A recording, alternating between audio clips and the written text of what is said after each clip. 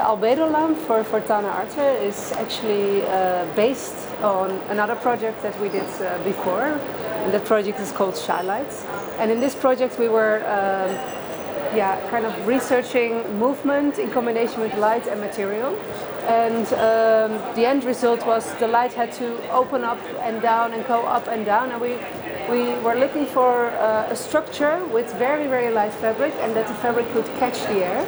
And in the structure it could open itself by the movement. And actually it turned out that the structure became really, really nice and very sensitive. And so this was basically the inspiration for the Albedo lamp that we made in a more industrial way.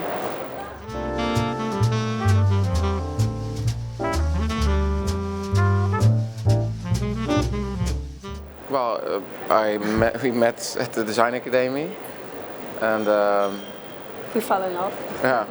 And we first started after our graduation doing our own projects, but we were constantly helping each other, and actually we found out that we have really complementary qualities. And was it just a logical choice to team up and start working together? It went really natural. Yeah.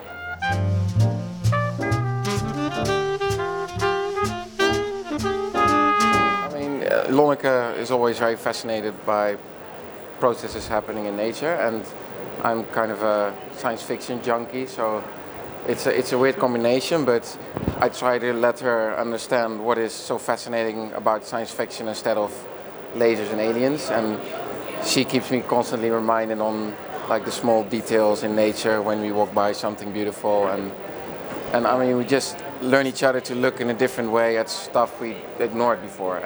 But what we want to really develop and in our design is things. I mean, there's so many things. You think like, why another light? Why another this?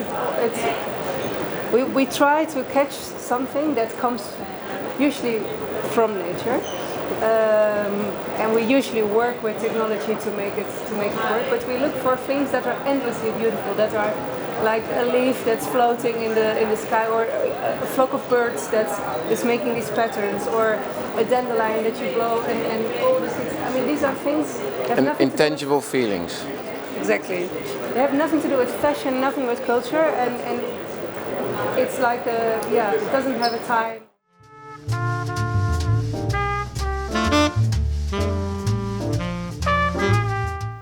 Not only shape, but more the whole process, and also what we found very interesting is, like in nature, everything is alive and it's constantly changing. It has different appearances, and a lot of things made by man are dead and cold. And we try to, don't know if it always succeeds, but we try to get movement and emotion in the work that we do.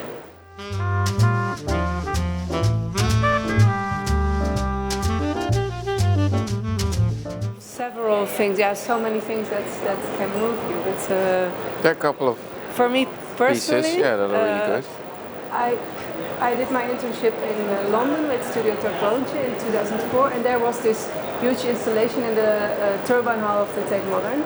It was from Oliver Elijssen, and it was this huge sun with a mirrored ceiling, and I went there like 10 times, and it was some kind of mist in that room. That was really very inspirational.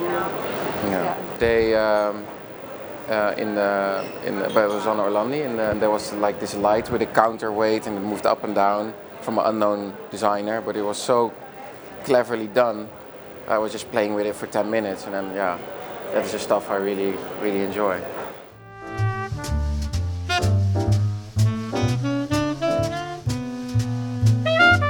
I think a scientist or a painter.